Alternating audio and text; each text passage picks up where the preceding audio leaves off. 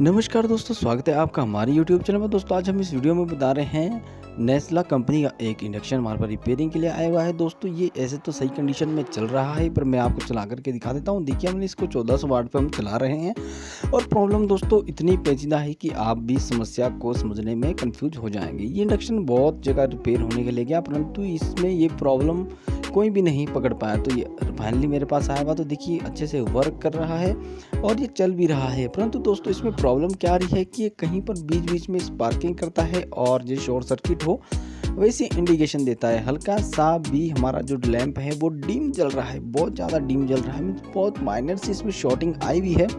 तो ये शॉर्टिंग कहाँ पर है दोस्तों, ये सब कुछ हम चेक करेंगे। क्योंकि दोस्तों यदि मॉसफेट खराब होता तो हमारे पास शॉर्ट सर्किट बताता, ऑन नहीं होता, रेक्टिफायर खराब होता फिर भी शॉर्टिंग बताता, डायोड खराब फिर भी ये वर्क नहीं करता।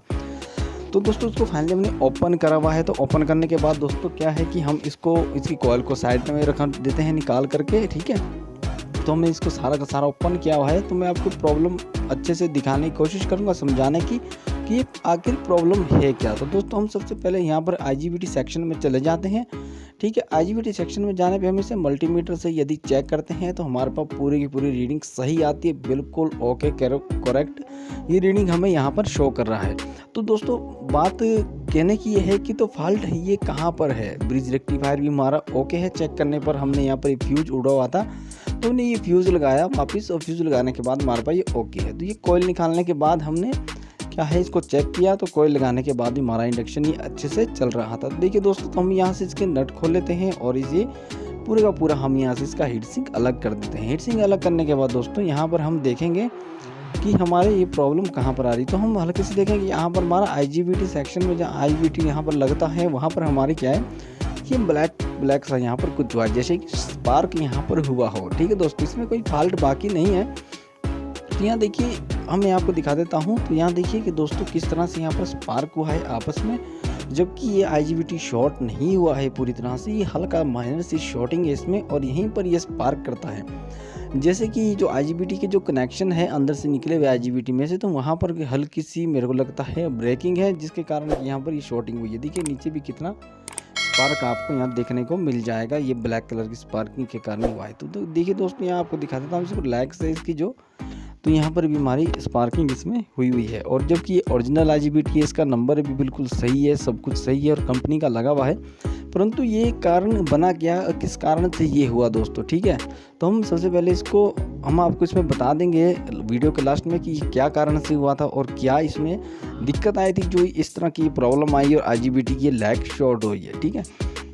तो यहाँ पर क्या है कि दोस्तों हम इसको पहले निकाल लेते हैं बाहर इससे बोर्ड से, और बोर्ड से निकालने के बाद दोस्तों हम इसमें नया IGBT इसमें इंसर्ट कर देते हैं।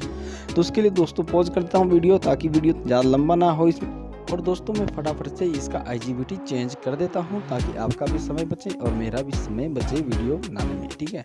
तो दोस्तों इसको मैं निकाल लेता हूँ बाहर और फिर आपको दिखाता हूँ कि आपने इसको किस तरह से इसमें फॉल्ट को ट्रेस करना है, और इस तरह के यदि फॉल्ट आता है तो किस तरह से आप इसे ट्रेस कर सकते हैं। तो दोस्तों देखिए मैंने इसको पुराने वाला IGBT को निकाल दिया है और जब इसे चेक करते हैं दोस्तों, चेक करके पूरी की पूरी सही रीडिंग देगा। परंतु जैसे लोड पे भी इसको कोई दिक्कत नहीं है, परंतु ये स्पार्किंग करेगा जिसके कारण कि आपका फ्यूज बार बार उड़ जाएगा, ठीक है। तो हम ये नए वाला IGBT इसमें लगा देते हैं। इसका नंबर दिखा देता हूँ H20, आपको दिखा देता हूँ मैं यहाँ पर, देखिए H20R 1203, ठीक है दोस्तों। ये IGBT है, ओरिजिनल IGBT है। तो हम इसमें इसको लगा देते हैं। लगाने के बाद हम लगाने से पहले दोस्तों हमको क्या करना है कि इसमें हीट सिंक पेस्ट जरूर लगाएं दोस्तों, क्योंकि इसमें जो हीट होएगी तो उसको ये रिजर्व कर लेगा, अपने अंदर ऑब्जर्व कर लेगा इसको। तो इसके ऊपर आप हीट सिंक पेस्ट जरूर से लगाएं। तो देखिए इसको मैंने ऑनलाइन मंगाया है, यदि आपने भी मंगाना चाहते हैं तो काफ़ी सस्ते रेट में मिल जाता है ऑनलाइन। तो उस लिंक मैं डिस्क्रिप्शन में दे दूँगा, वहाँ से आप इसे मंगा सकते हैं। तो ये देखिए दोस्तों IGBT मैंने यहाँ पर लगा दिया है अब, जो कि हमारा नए वाला IGBT है। तो हम इसे लगा करके देखेंगे और चेक करके देखेंगे कि अब भी वही ये शॉर्टिंग ये जो दे रहा था वो भी दे रहा है कि नहीं दे रहा है, ठीक है दोस्तों। तो ये देखिए हम इसको 1400 वाटेज पे हम इसको गर्म करेंगे तो ये गर्म अच्छे से हो रहा है, ठीक है दोस्तों। ये देखिए दोस्तों इसमें अच्छे से ये गर्म हो रहा है। और ये जो दोस्तों प्रॉब्लम आई थी ये मॉइस्चर्स के कारण आई थी, इसमें पानी वगैरह घुस गया था जिसके कारण कि यहाँ पर पानी जमा हो गया था, और कॉकरोच वगैरह के कारण भी ये प्रॉब्लम आ जाती है ये शॉर्टिंग की। ठीक है दोस्तों, मिलते हैं अगले